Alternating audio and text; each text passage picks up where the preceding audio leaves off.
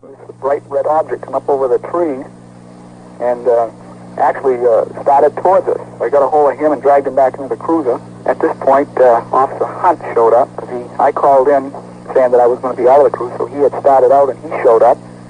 And I turned to look back at it, and it had turned and gone down towards the end of the field, about 100 yards away, and we, all three of us, stood and watched it. It had no wings on it. It had bright lights around it, red lights. It did not.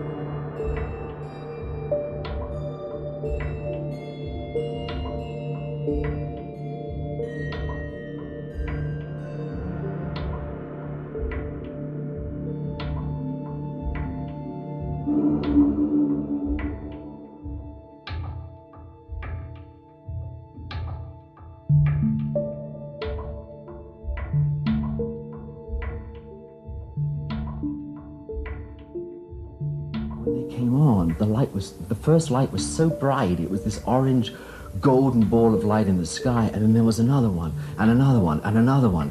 And then they decided to reverse and go out, and it was like, you had this, ooh, it went right through. Yeah, it was really scary by that now. was really scary. Holy crap, look! And it was a perfect triangle just floating across the sky, way up there. Aliens, first thing that I thought.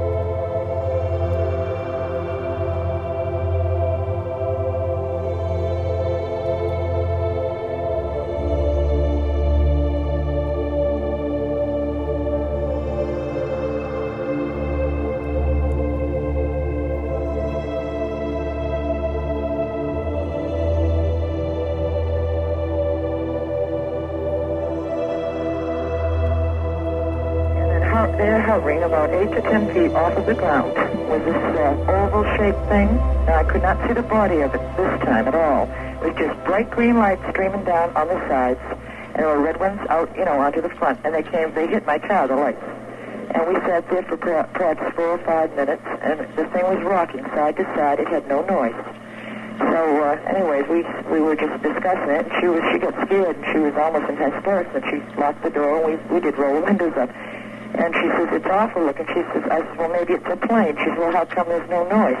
She said, it looks like something out of Phantasmic Features. And it's true, it did. It was very, very weird.